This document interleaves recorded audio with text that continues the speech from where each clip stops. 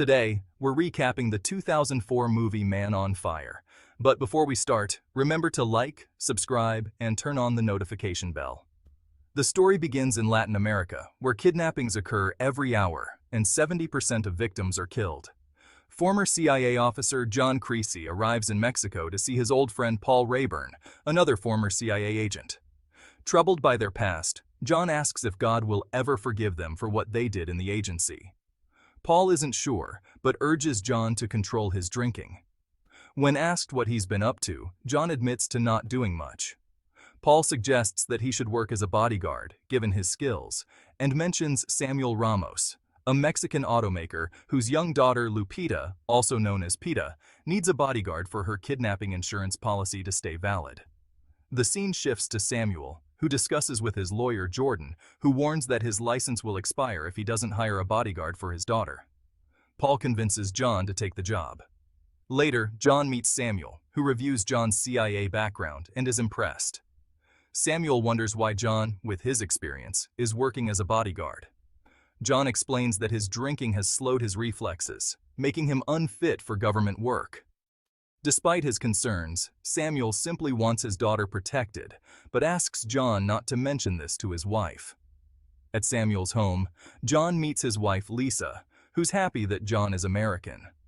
She introduces him to Pita, who warmly greets him and shows him her room. Pita mentions he's her fifth bodyguard and hopes he'll stay. Despite John's reserved demeanor, Pita begins to like him, even naming her teddy bear after him. One day, John grows frustrated with a noisy parrot in Pita's room and sets it free. The next morning, on the way to school, Pita bombards John with questions, even asking if it's good to be a black bodyguard in Mexico. John responds that time will tell. She also mentions the rise in kidnappings, saying 24 people were abducted last week alone. When they reach school, Pita asks John to come inside, where her teacher notices John's troubled appearance and suggests reading the Bible, sharing a few verses. To her surprise, John begins reciting verses himself, revealing he already reads it.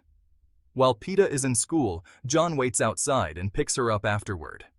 On the way home, she continues asking questions until John, frustrated, tells her he's there to protect her, not to be her friend. Hurt by his words, Pita sits in silence in the back seat.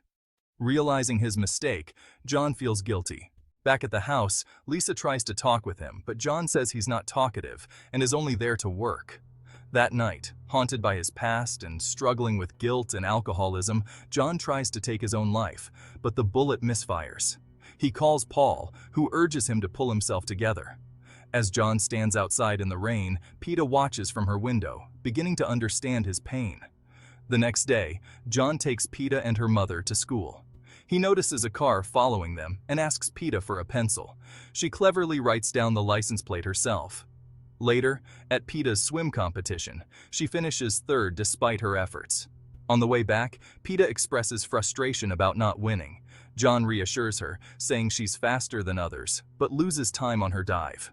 As he coaches her to be more confident, their bond deepens. John and Lisa leave the city briefly, leaving Pita in John's care. He begins training her, and by the next competition, Pita wins, bringing joy to both of them. When she starts piano lessons, John takes her there, but as he leaves, he spots the same car that followed them earlier. Soon, two federal police officers block the road, and John realizes something is wrong. Realizing Pita is about to be kidnapped, he tells her to run as a shootout ensues. John kills 4 attackers, including a police officer, but is severely injured, and Pita is taken. While John recovers, he becomes a suspect, but reporter Mariana Guerrero questions the official story, pointing out that the involved officers were off-duty and corrupt. AFI agent Miguel Manzano relocates John to a veterinary clinic for protection. Meanwhile, the leader of the kidnapping ring, The Voice, demands a $10 million ransom, which Samuel agrees to pay with Police Lieutenant Victor Fuentes' help. However, the exchange is ambushed, leading to the death of The Voice's nephew. Enraged, The Voice declares that Pita is lost to the family forever as revenge. Mariana warns John that the kidnappers belong to a powerful group called La Hermandad, made up of corrupt officials, police, and criminals. Determined to seek vengeance, John promises Pita's mother, Lisa, that he'll kill everyone involved in Pita's kidnapping, In Peta's room, he reads her diary, discovering that she loved him deeply. Noticing the car number in her diary, he contacts Mariana for details. With Paul's help, John gathers weapons and equipment. He tortures and kills the gate driver, gaining information that leads him to a club where he confronts more kidnappers, kills one middleman, Jersey boy, and another criminal, recovering an incriminating ATM card and rescuing another kidnapped girl. Mariana uncovers Fuentes' involvement with La Hermandad, and Manzano interviews Paul, who calls John an artist of death. Paul warns that now that John is set on revenge, he'll spare no one involved. Convinced, Mariana persuades Manzano to help. John ambushes Fuentes' motorcade with a grenade, kidnaps him, and implants a bomb in his body.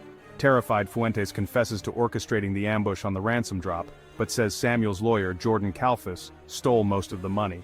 After killing Fuentes, John finds Kalfas dead with evidence linking him to Samuel. John confronts Samuel and calls his wife. Samuel admits that Kalfas had suggested the kidnapping to secure insurance money to pay his father's debt, assuring him Peta would be unharmed. When Fuentes disrupted the exchange, Samuel blamed Kalfas and killed him. Furious Lisa, who was unaware of Samuel's role, demands John kill her husband or she will. John leaves Samuel with a gun and the bullet he almost used to end his own life. Overcome with guilt, Samuel shoots himself. Meanwhile, Mariana and Manzano trace the ATM card to the Voice's wife's address. Manzano's officers raid her home, finding a photo of the Voice. Despite La Hermandad's threats, Mariana publishes the photo and gives John the address. John captures the Voice's wife and brother, but is shot in the chest in the process.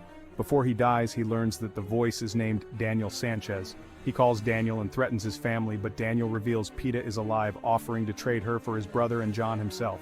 John agrees to the trade and tells Lisa to meet him.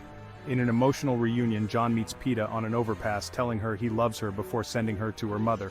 John and Aurelio are taken by Daniel's men, but John succumbs to his injuries, finding peace in his final moments. Later, Manzano tracks Daniel down and kills him during the arrest. And that's how the movie ends. Remember to like, share, and subscribe for more movie recaps.